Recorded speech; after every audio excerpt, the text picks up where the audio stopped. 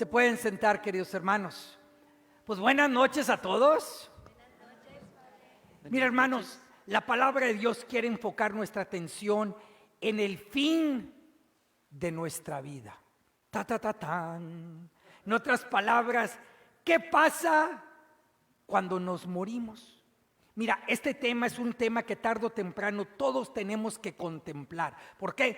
Porque la verdad es que no importa lo inteligente que seas, no importa lo rico que seas, no importa qué tan buena salud tengas, no importa qué tan santo seas, tarde o temprano tú y yo nos vamos a morir.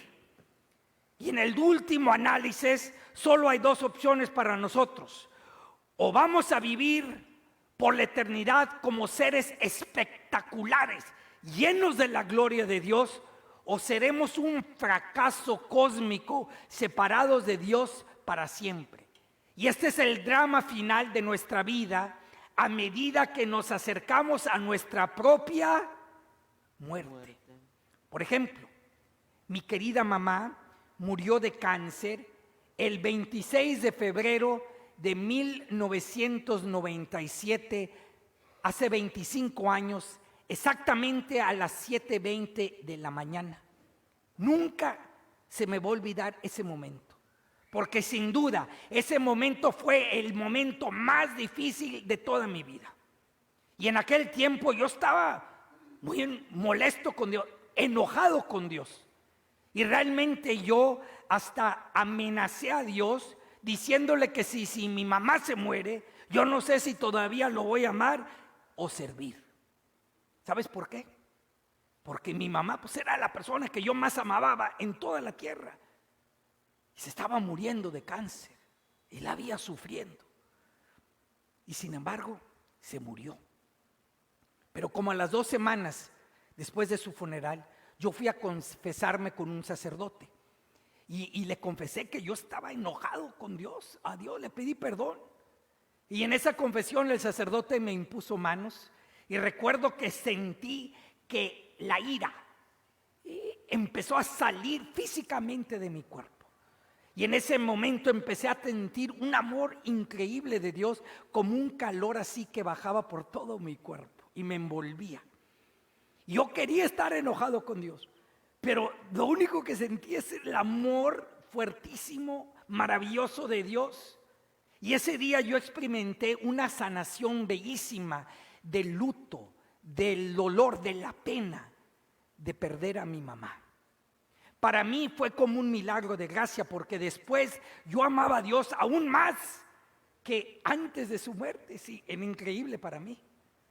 Sin embargo, a través de todo, mi mamá me enseñó cómo enfrentar la muerte con confianza total en Dios. Ella me enseñó que el amor realmente es más fuerte que la muerte. Y de hecho, su muerte me preparó para el ministerio como sacerdote, porque yo he ayudado a cientos y cientos de personas que ya están entrando en el proceso de muerte, a entrar con fe en Dios. Y he ayudado muchas familias a prepararse para aquel momento, quizá el momento más difícil de su vida, que es la muerte de un ser querido. Mira, mi papá también murió hace 5 años, el 16 de septiembre del 2016, el día del grito en México. Yo creo que entró con Dios echando un grito, pero él realmente tenía miedo a morirse por sus pecados. Pero para mí fue un gran privilegio el perdonar los pecados de mi propio papá y de celebrar misa allí al lado de su cama y de rezar con él y con mis hermanas y de tener su mano literalmente hasta el último suspiro de su vida. Piénsale, mi papá hizo posible que yo naciera en este mundo, pero yo hice posible que mi papá le ganara el miedo de la muerte y que él naciera a la vida eterna. Ahora, todo ser humano tiene un miedo natural de morir, es como un instinto de sobrevivir que tenemos en nosotros. Pero con la gracia de Dios nosotros podemos enfrentar los miedos y con gran valentía y también dignidad aún enfrentar la muerte. Para aprender más de cómo enfrentar estos miedos a la muerte, vayan conmigo, vamos juntos a la primera lectura de hoy, que viene del segundo libro de Macabeos, capítulo 7. Este es uno de los libros que solo se encuentra en las Biblias católicas, porque desde el tiempo de Martín Lutero sacaron este libro. Pero déjenles explico el contexto histórico. Era alrededor del año 170 antes de Cristo. Y Grecia era el poder del mundial de aquel entonces. Y el rey de Grecia se llamaba Antíoco IV. Y este rey era muy malvado. Y él impuso por fuerza la cultura grecia y también la religión grecia sobre otra gente que había conquistado, incluyendo al pueblo judío, forzándolos a adorar a los dioses paganos. Y él desacró el templo de Jerusalén, sacrificando a un marrano en el altar. Y luego también prohibió la religión judía, y él puso una estatua del dios griego Zeus en el templo y ordenó que todos lo adoraran. Y por supuesto, la mayoría de los judíos no lo hicieron. Y entonces él mandó sus soldados, su armada, para enforzar su decreto. Y eso nos trae el versículo 1 y 2, que dice así: en aquellos días arrestaron a 7 hermanos junto con su madre. El rey Antíoco Epífanes lo hizo azotar para obligarlos a comer carne de puerco, prohibido por la ley. A ver, vamos a detenernos ahí.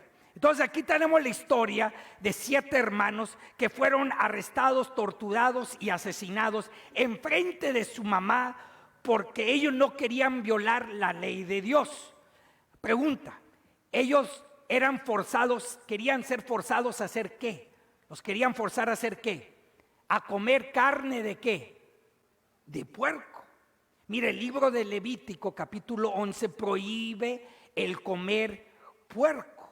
Pero aún hoy día los judíos ortodoxos y también aún los musulmanes no comen puerco. Gracias a Dios que en el Nuevo Testamento el Señor Jesús quitó estos aspectos de la ley de Moisés. Y la verdad es que yo les digo que a mí me encantan las chuletas de puerco. Y mira, y el morir por no comer puerco para mí me suena pues como de locos hoy para mí, ¿verdad?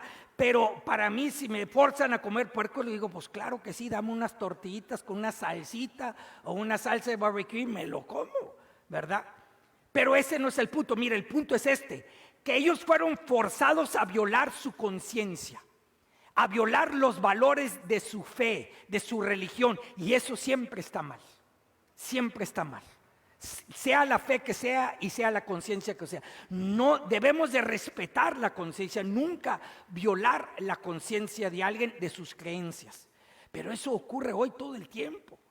Por ejemplo, hay fuerzas políticas que en diferentes países quieren forzar a las instituciones católicas a pagar por el aborto, en violación de la ley de Dios. Y eso está mal, siempre está mal.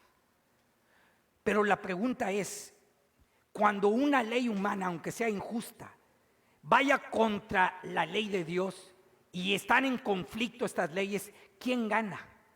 Si tú eres un discípulo leal a Jesús, entonces la ley de Dios siempre gana. Pero ¿qué pasará? ¿Qué pasaría si estuvieras tú amenazado con una demanda legal? O amenazado con perder tu trabajo, o amenazado con prisión, o peor, amenazado con tortura o muerte, como en la primera lectura. ¿Tuvieras tú la valentía de escoger la ley de Dios? Si la respuesta es que sí, entonces tú eres como esa familia judía. Pero mira, vamos a regresar al libro de Macabeos. Versículo 9 dice así, porque nos va a enseñar mucho sobre la vida eterna. Dice así: cuando el segundo de ellos estaba para morir, le dijo al rey: asesino, tú nos arrancas la vida presente, pero el Rey del universo nos resucitará a una vida eterna. Fíjate qué bonito. Él está diciendo: mira, tú eres el rey de Grecia, pero el Rey del universo, ese que es Dios, Él nos va a resucitar a la vida eterna. O sea, el pueblo judío desde entonces ya creía en la resurrección de los muertos. Y luego el versículo 10 y 11 dice así: después comenzaron a burlarse del tercero y le exigieron extendiera las manos con firmeza, y declaró confiadamente: de Dios recibí estos miembros y por amor a su ley los desprecio, y de Él espero recobrarlos. Mira, en otras palabras, él les dijo: está bien, si me quieren cortar las manos con la tortura, córtenme las manos. Si acabo en la resurrección, Dios me la va a dar de nuevo. Dios me la va a regresar de nuevo. Quizá por eso Jesús también dice en otro lugar en el Nuevo Testamento: si tu mano te causa pecado, ¿qué dice? Córtatela. ¿Por qué dice eso? Porque la resurrección te la va a devolver. Es mejor, te la va a devolver. Entonces, esto nos decía que el pueblo judío desde entonces creía en la resurrección del cuerpo, o sea que nuestro cuerpo iba a ser glorificado. Entonces, cuando nosotros al fin del mundo vamos a recibir nuestro cuerpo glorificado, y déjame te digo que va a estar bueno el cuerpo. Ahí no vas a tener más de peso, ahí vas a estar la edad jovencito, no vas a tener espinillas, no te va a doler la espalda, la rodilla, la cadera, todo, nada de eso. Ahí va a ser un cuerpo glorificado como el de Cristo. ¿Qué les parece? Versículo 12 luego dice así: el rey y sus acompañantes quedaron impresionados por el valor de aquel muchacho. Hermanos, la virtud que se necesita para enfrentar nuestra propia muerte es la valentía, el valor. ¿Y qué es esta virtud? A ver, repitan después de mí. La valentía es enfrentar firmemente el sufrimiento. Enfrentar firmemente el sufrimiento. Por hacer lo correcto, verdadero y justo. Por hacer lo correcto, verdadero y justo. O sea, toma valentía hacer lo correcto. Toma valentía decir la verdad. Toma valentía defender tu conciencia y las enseñanzas de tu fe, como hicieron esos judíos. Toma valentía ante todo enfrentarte al sufrimiento y aún la muerte. Me recuerda de un video que yo veía en YouTube hace varios años, donde un montón de cristianos cópticos de Egipto fueron capturados y decapitados en Libia por ISIS, aquellos terroristas islámicos. Y recuerdo la cara de esos cristianos. Ellos no tenían miedo. ¿Sabes por qué? Porque tenían la virtud de la valentía y el don de la fortaleza. Otro ejemplo es en Colorado. Hubo un masacre hace años en un high school que se llama Columbine. Y uno de los dos que estaban matando a gente, uno de ellos vino con una niña de 17 años que se llama Casey Bernal, y que estaba leyendo la Biblia en la biblioteca. Y fíjate, con la pistola se ha apuntado a ella, le dijo: ¿crees en Dios? Y ella, en una voz lo suficientemente fuerte para que sea escuchada por sus compañeros que estaban debajo de una mesa escondidos, ella le respondió: sí, yo creo en Dios. Y él, así vestido de negro, así como el diablo, se puso a reír y le dijo por qué, y la mató. Pero ella, enfrentada con su propia muerte, ella tuvo la valentía de afirmar su fe en Jesús. Eso sí es valentía. Versículo 14: el cuarto hermano, estando ya para expirar, dijo: vale la pena morir a manos de los hombres cuando se tiene la firme esperanza de que Dios nos resucitará. Tú, en cambio, no resucitarás para la vida. Fíjate, eso es lo que le dijo al rey malvado: tú no vas a resucitar, nosotros sí. Esto nos enseña desde aquel entonces, el pueblo judío ya creía correctamente en la retribución eterna. ¿Y qué es eso? Mira, significa que los malvados van a ser separados de Dios para siempre, pero los dichosos, aquellos que están en gracia de Dios, van a gozar de la presencia de Dios para siempre. Y la verdad que quiero ser claro en esto. Mira, Dios no envía a la gente al infierno. Son las personas las que se envían a sí mismos al infierno. Una persona que corta su relación con Dios aquí en la vida, va a continuar esa realidad a la eternidad. No porque Dios ha cambiado y ha dejado de ser un Dios de amor y misericordia, no. Es porque aquella persona ha cambiado y ha rechazado el amor y misericordia de Dios y literalmente se han transformado, se han encarnado en algo que es profano, en algo que es malvado. O sea, quiero que entiendan, el momento de la muerte Dios va a juzgar, pero Él juzga la condición del alma de cada persona. Pero cuando Dios juzga, Él es simplemente una verificación de lo que la persona ya realmente es, malvada. También aquí aprendemos que el pueblo judío, ellos no creían y no creen en la reencarnación. De hecho, también en el Nuevo Testamento la Biblia es muy claro en esto. Hebreos 9:27. Así como está decretado que los hombres mueren una sola vez y después de esto el juicio. O sea, es claro, nosotros solo morimos una vez, no hay reencarnación. Pero regresemos a la pregunta original. ¿Qué pasa cuando nos morimos? Pero ahora vamos a enfocarnos del cielo.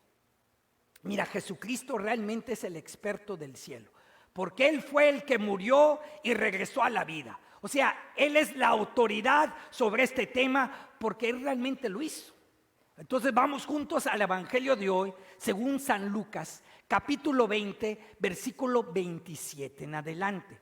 Cuando un grupo de saduceos le preguntan a Jesús sobre la vida después de la muerte. Ahora, los saduceos, ellos no creían en la resurrección.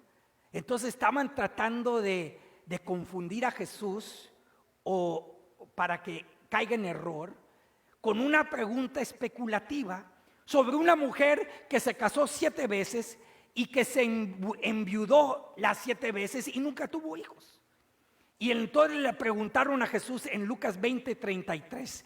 Ahora bien, cuando llegue la resurrección, ¿de cuál de ellos será esposa esa mujer? Pues los 7 estuvieron casados con ella.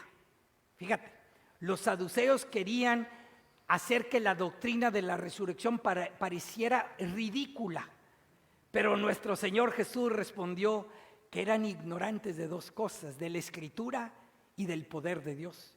Y luego Él dice en el versículo 34 al 36, en esta vida hombres y mujeres se casan, pero en la vida futura los que sean juzgados dignos de ella y de la resurrección de los muertos no se casarán ni podrán ya morir, porque serán como los ángeles e hijos de Dios.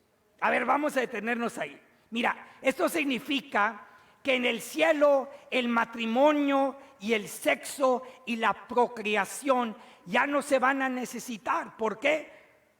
Porque en la vida futura nunca nos vamos a morir. Vamos a vivir para siempre como los ángeles. Ellos son seres espirituales, entonces ya no nos necesitamos reproducir. O sea, en el cielo sí, vamos a recordar a gente, vamos a reconocer a nuestros seres queridos, pero en el cielo no vamos a vivir como esposo o esposa, vamos a vivir, dice Jesús, simplemente como hijos de Dios. En otras palabras, hermanos, en el cielo no va a haber sexo. A lo mejor para algunos es muy mala noticia eso. Ay, padre, pues va a ser un infierno. Entonces, no va a ser el cielo, hermanos. Allá no va a haber sexo. Pero ¿sabes qué? Vas a estar lleno del amor de Dios, que es mejor que el sexo. Que es mejor para los que conocen el amor de Dios. Es verdad. Por eso Jesús dice que es que ya no se necesita ya. Porque ya no nos vamos a morir, vamos a vivir para siempre, dice, como los ángeles. ¿Sabes qué significa eso? Que aquellos que han escogido el estilo de vida celibato, así como el hermano Ryan, o como yo, o como las hermanas, nosotros realmente estamos viviendo ahora la vida que todos nosotros vamos a vivir en el cielo en el futuro. Eso significa que nosotros Debemos de ser testigos hoy de la vida que vamos a vivir en el futuro, en el cielo. En otras palabras, en mi cara o en nuestras caras, deben de ver un poquito del cielo.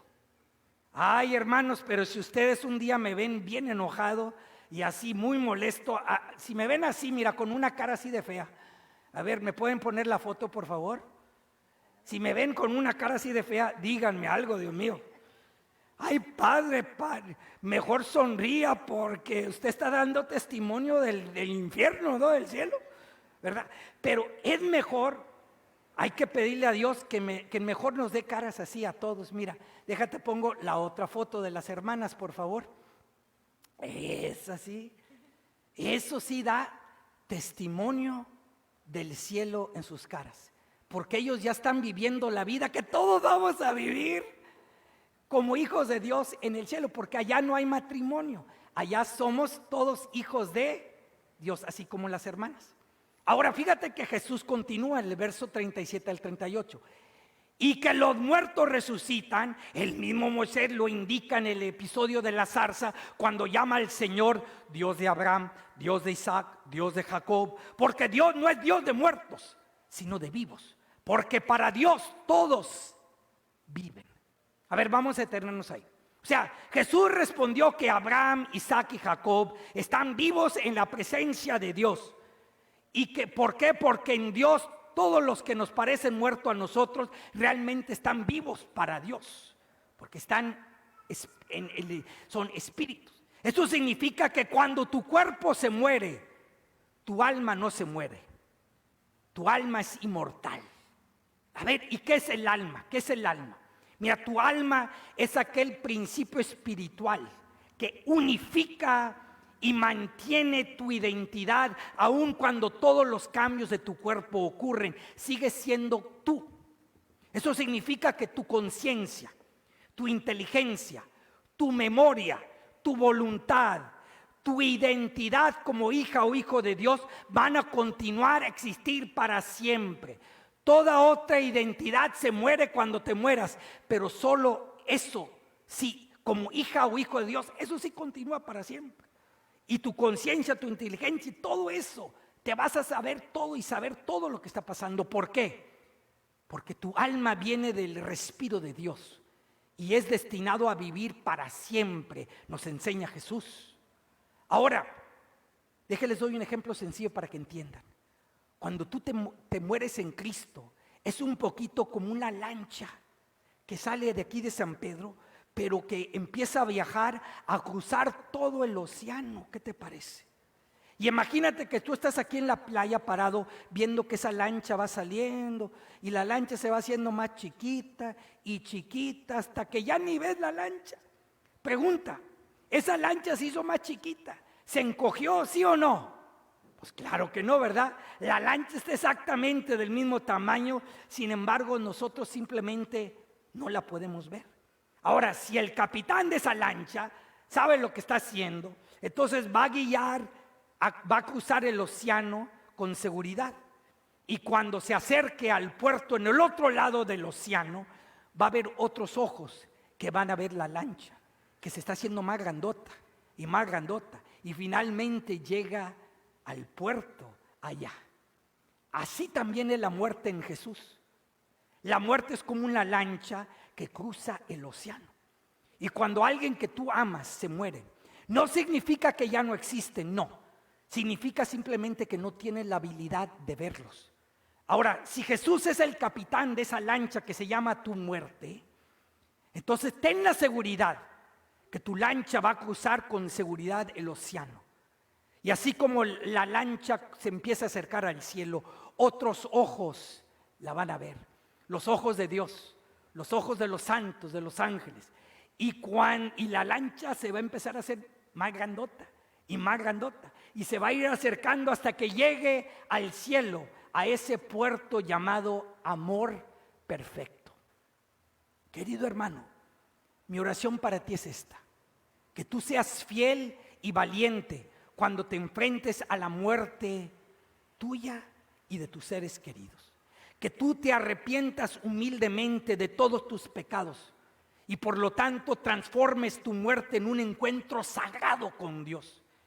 Y que tú te des cuenta que el Señor Jesús quiere ser el capitán de esa lancha llamada tu muerte. Gloria al Padre, al Hijo y al Espíritu Santo, como era en el principio, ahora y siempre, por los siglos de los siglos. Amén. Amén.